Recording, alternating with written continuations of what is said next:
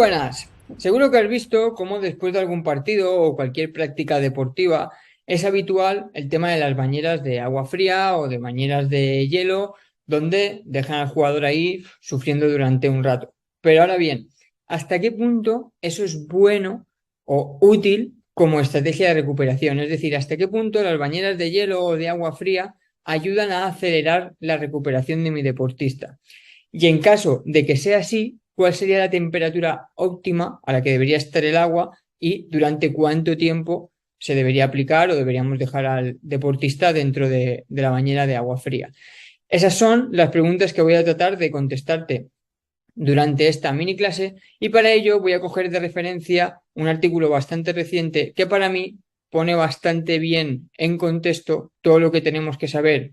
que tenga un mínimo de base en la literatura científica, perdón, sobre la aplicación del frío o de las bañeras de frío en este caso. Y lo primero que nos vienen a decir es que esto de aplicar frío como estrategia recuperadora no es relativamente reciente, pues ya Hipócrates en su momento mencionaba el utilizar la nieve de cara a reducir el edema. Y básicamente esos son los objetivos con los que se suele aplicar el frío como estrategia recuperadora o terapéutica. Objetivos como tratar de minimizar el daño estructural propio de cualquier actividad física, disminuir o controlar la inflamación propia de cualquier actividad física o propia de cualquier lesión, así como reducir el metabolismo de la zona. Ahora bien, antes de contestar a las preguntas que os comentaba al principio del vídeo, es bueno que tengamos en cuenta algunas premisas o hechos que ya están recogidos en la literatura de cara a entender mejor el porqué las recomendaciones que, que se están haciendo actualmente sobre ello. Y lo primero, y es muy simple, es entender que realmente hay diferentes tipos de aplicación de frío. Durante el vídeo me voy a centrar en hablar de las bañeras de hielo, pero como habréis visto seguro también, empieza a ser habitual el tema de las cámaras criogénicas, como veis aquí del WBC, donde se aplica frío completamente en todo el cuerpo, o el tema de los cold packs y de aplicación local mantenida durante X tiempo. Incluso el artículo comenta también la aplicación de los Phase Change Materials, que no tengo muy bien claro a qué hace referencia, pero básicamente especifica algo así como que son materiales tipo cold packs que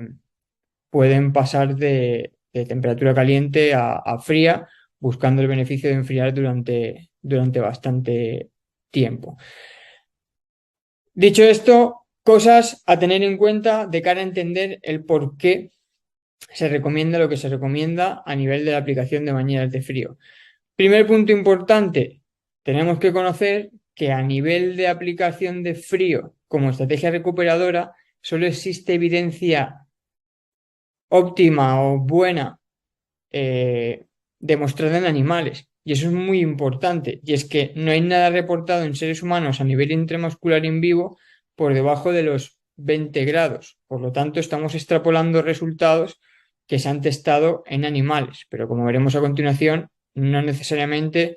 eso va a suponer que los resultados en humanos sean los mismos. De hecho, otra de las cosas por las que hay mucha controversia hoy en día con el tema del frío y por los que muchos profesionales no lo recomiendan,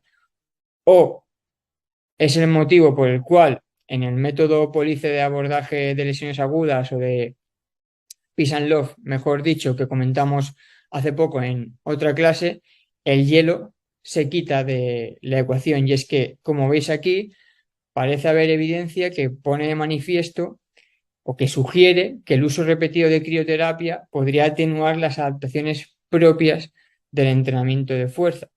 Y es bastante lógico. Al final, si no estamos de acuerdo muchas veces con el uso de antiinflamatorio, ya que entendemos que la inflamación es un proceso natural del cuerpo y que nos va a ayudar a recuperar la capacidad de ese tejido, por la misma filosofía, pues debemos entender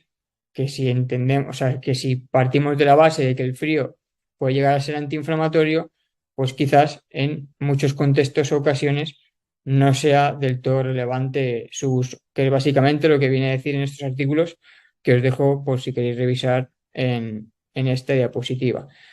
Otro punto importante que tenemos que tener claro es que realmente, aunque hay bastantes estudios que tratan de hablar de la aplicación de frío como estrategia terapéutica o recuperadora, los resultados en humanos son muy variados y de la misma forma que encontramos evidencia a favor de su uso, podemos encontrar evidencia que incluso viene a sugerir que aplicar frío a temperaturas bajas podría ser contraproducente porque podría incluso potenciar el proceso inflamatorio. Y esto es totalmente normal. Es totalmente normal cuando entiendes que a la hora de aplicar frío hay muchas variables que van a influir en que realmente ese enfriamiento llegue o sea terapéutico o no, empezando por la temperatura ambiente de la sala en la que tú estás aplicando esa bañera, empezando por la grasa o el tejido adiposo que tiene tu deportista. Al final la grasa es aislante térmico y jugadores con más tejido adiposo, pues seguramente sea más complicado que haya enfriamiento, las propiedades del material incluso de esa bañera, si son más conductores térmicos o no, y mantienen mejor o peor la temperatura, y como veíamos al principio, pues la temperatura y el tiempo del agua en función de la evidencia que revises, las recomendaciones no son las mismas y obviamente eso es una variable importante a tener en cuenta a la hora de analizar los resultados o las conclusiones de los estudios. ¿Qué es lo que se recomienda actualmente? Que al final es lo que veníais buscando todos, pues es tan simple como esto. A día de hoy, a la hora de aplicar bañeras de hielo o bañeras de agua fría, la recomendación parte del 10-15. 10-15 grados de temperatura para el agua y 10-15 minutos de duración de la aplicación. Y eso realmente pone bastante en duda eso de las bañeras de hielo, porque si te pones a medir la temperatura a la hora de aplicar frío, como os dejo en la foto a continuación, que es de hace unos días con el equipo que estoy actualmente, veréis que 10-15 grados es agua fresquita, agua fría, pero que muchas veces no necesita ni de poner hielo, especialmente si estás en épocas de invierno donde la temperatura ambiente ya es fría. Y esto para mí rompe bastante el paradigma de lo que estamos acostumbrados a ver con bañeras hasta arriba de hielo y a deportistas sufriendo a la hora de aplicarse el mismo. Y esto es un poco, en resumidas cuentas, lo que nos viene a decir el artículo como veis aquí y que para mí resume muy bien el contexto en el que estamos actual en función a lo que tiene que ver como el frío como recuperador. Como ya os había comentado previamente, si nos vamos al tema de las bañeras de agua fría, a nivel de lesión no parece haber mucho al respecto, pero si nos vamos a nivel de adaptaciones de fuerza, recuperación funcional o inflamación, los resultados son muy variados. Y importante también, para mí de hecho, lo que más, sí que hay evidencia que sugiere eh, una mejora o que hipotetiza una mejora en la sensación de bienestar y del dolor. Y eso es muy importante, porque a día de hoy, aunque las bañeras de hielo o estrategias relacionadas con la crioterapia nos estén diciendo que a nivel de recuperación no parecen tener un efecto biológico marcado o no parecen acelerar la recuperación, para mí sí que podría tener un efecto indirecto positivo dentro de las estrategias de recuperación al tratarse de estrategias que mejoran mucho la sensación de dolor y de bienestar. Y eso es un punto muy importante para mí en el tema del deporte. Ahora bien, eso también va a ser muy individuo dependiente. Por lo tanto, algo que no se suele comentar y que para mí también es una variable muy importante a tener en cuenta a la hora de aplicar frío es qué siente nuestro deportista cuando acaba las bañeras. Si realmente es algo que siente que le va bien, que lo necesita, que haga que se sienta mejor, o por contra, si es algo que le resulta muy incómodo, si no le gusta, si se encuentra peor, etcétera, etcétera, etcétera. Porque de ser así, tenemos un problema y yo no lo recomendaría por mucha evidencia de peso que podamos tener al respecto. Entonces, resumiendo y en conclusión, a día de hoy tenemos muchas dudas sobre todo lo que tenga que ver con la aplicación de frío. Realmente, aunque hay bastante evidencia, no podemos hablar con certeza sobre los beneficios recuperadores del frío. Y por lo que nos viene a decir la evidencia científica, parece que avanzamos hacia el uso de estrategias de frío donde la temperatura no va a ser